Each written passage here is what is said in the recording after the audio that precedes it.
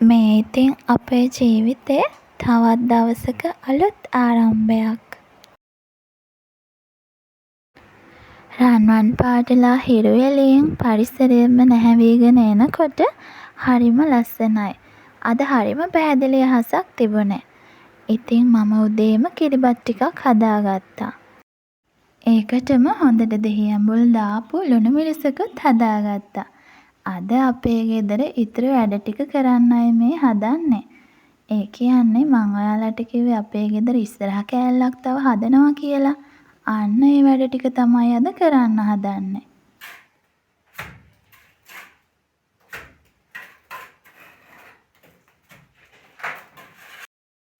ඉතින් තාත්තා තමයි අපිට ගේ හදන වැඩ ටික කරලා දෙන්නේ. ඉතින් තාත්තා අපිට ගේ හදලා දෙන වැඩ ටික කරන නිසා ගල් වැලි සිමෙන්ති වගේ අවශ්‍ය ද්‍රව්‍ය වලට විතරයි අපිට වියදමක් යන්නේ. නැත්තං ඉතින් මේ කාලේ හැටියට ගෙයක් හදනවා කියන්නේ මේසෙන් බාසුන් නැහැ කෙනෙකුටම ලොකු වියදමක් යනවානේ. ඉතින් අපිට හැම දෙයකටම අත හිත දෙන අපි පිටිපස්සෙන් හැම වෙලේම ඉඳලා අපිට ශක්තියක් වෙන අම්මයි තාත්තයි ඉන්න නිසා ඇත්තටම මේක අපිට ලොකු හයියක්. ඉතින් අපිට තියෙන විදියට අපේ ආර්ථිකයේ හැටියට පුංචි පුංචි පියවරවල් වලින් ඉදිරියට යනකොට හිතට දැනෙන පුදුම තරම් සතුටක්. දකින හැම දේම හැමෝම කරන විදිහට අපිටත් කරන්න ඕනි කියලා හිතන්නේ නැතුව Tamanට තියෙන විදිහට තියෙන දේෙන් සතුටු වෙලා ජීවත් වෙන්න පුරුදු වුණාම ජීවිතේ හරිම පහසුයි. ඒ වගේම හරිම සරලයි. ඉතින් මේ වෙලාවේ මල්ලි බබා නිදාගෙන ඉන්න නිසා මමත් හරියට ගෙදර වැඩවලට උදව් වුණා. මම කිව්වේ නෑනේ අපි මේ හදන්නේ ඉස්සරහට පුංචි සාලි කෑල්ලක්. ඒ වගේම තව පුංචි කාමරයක්. කලින් අපේ ගෙදර තිබුණ එක කාමරයකුයි පුංචි කිචන් එකයි බාත්රූම් එකයි. අපි ඒ විදිහට ගේ හදාගෙන තමයි ගෙදර පදිංචියට ආවේ. ඉතින් අපි හිතාගෙන හිටියේ මල්ලි බබා ගේන්න කලින් ඉතුරු වැඩ ටිකත් ඉවර කරගන්න. ගල් වැලි ටික ලං කරගත්තට ඉතින් හදන වැඩේ ටිකක් පරක්කු වුණා. මේ හැම දෙයටම හස්බන්ඩ් වෙන මහන්සියත් එක්ක එයාට කරට කර උදව් කරන්න බැරි වුණත් මම මට පුළුවන් උපරිමයෙන් එයාට සහයෝගය දෙන්න තමයි හැම වෙලාවෙම උත්සාහ කරන්නේ. ඔයා මේ වෙන මහන්සියට අපි වෙනුවෙන් කරන කැපකිරීමට මං ගොඩක් ආදරෙයි.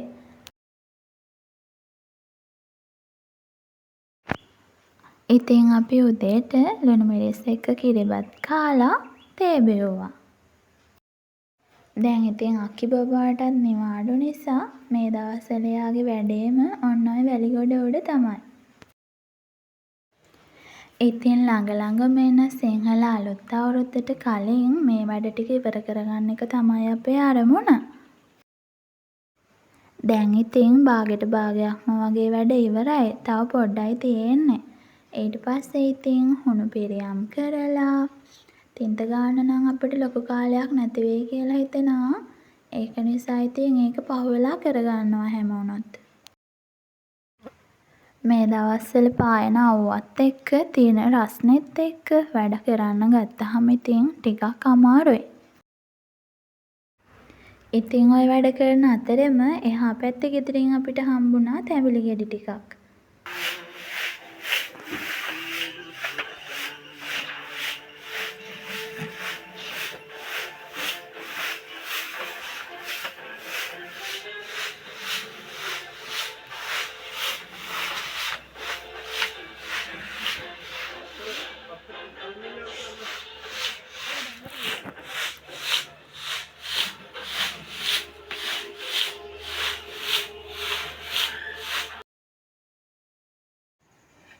ඔන්න ඉතින් දැන් මේ හදන්නේ පියුමයක් කළා දුන්න තැඹිලි වලින් රසමරස බීම එකක් හදාගන්න. වෙනදා නම් ඉතින් අපේ ගහෙන් තැඹිලි කඩපුවාම හරි එහෙමත් නැත්නම් තැඹිලි හම්බ වුණාම හරි අපි කරන්නේ තැඹිලි එක නිකම්ම බොන එකනේ. හැබැයි ඉතින් අද අප්පච්චි ගෙදර හිටපු නිසා එයා අපිට තැඹිලි ගෙඩියෙන් රසමරස බීම එකක් හදලා දුන්නා.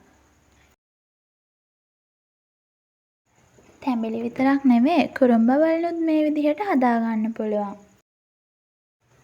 ඉතින් අපි මේක හදාගත්තේ තැඹිලි වතුර ටික දාලා ඒකටම තැඹිලි ගෙඩිය මද ටික ඒ ටිකත් දාලා ඊට පස්සේ දහි ගෙඩි දෙක තුනකුත් දාලා ඊට පස්සේ ඒකටම අයිස් කැටු ටිකකුත් දාලා හොඳට බ්ලෙන්ඩ් කරගන්නයි තියෙන්නේ. ඔයාට ඕන නම් ඉතින් සීනි හැඳි දෙක තුනකුත් දාගන්න පුළුවන්. සීනි වලට අකමැති කෙනෙක්ට මේක සීනි නොදා බොන්නත් පුළුවන්. ඉතින් මේ තියෙන පෑවිල්ලත් එක්ක මේක නම් මේ වෙලාවට කියාපුම බීමක්.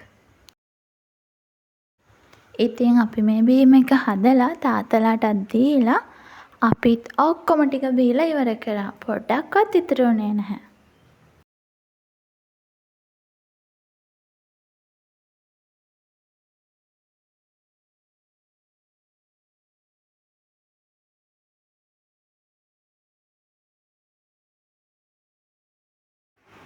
මේ බීම එක බ්ලෙන්ඩ් කරගන්නකොට නම් ඉතින් කිරිම කිරි පාටයි. හරියට නිකන් සුදුම සුදු කිරි වීදුරුවක් වගේ. ඔන්න බලන්නකෝ.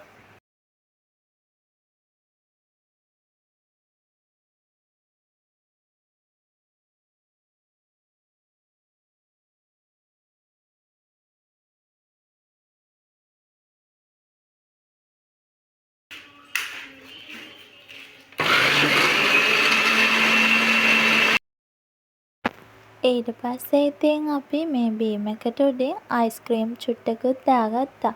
එතකොට තවත් රසයි.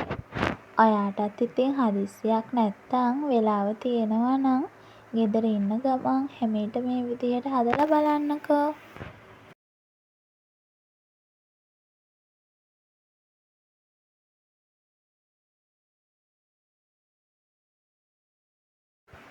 එහෙනම් ඉතින් මං ගිහිල්ලා එන්නම්. වෙනද වගේම සතුටින් පරිස්සමෙන් ඉන්න.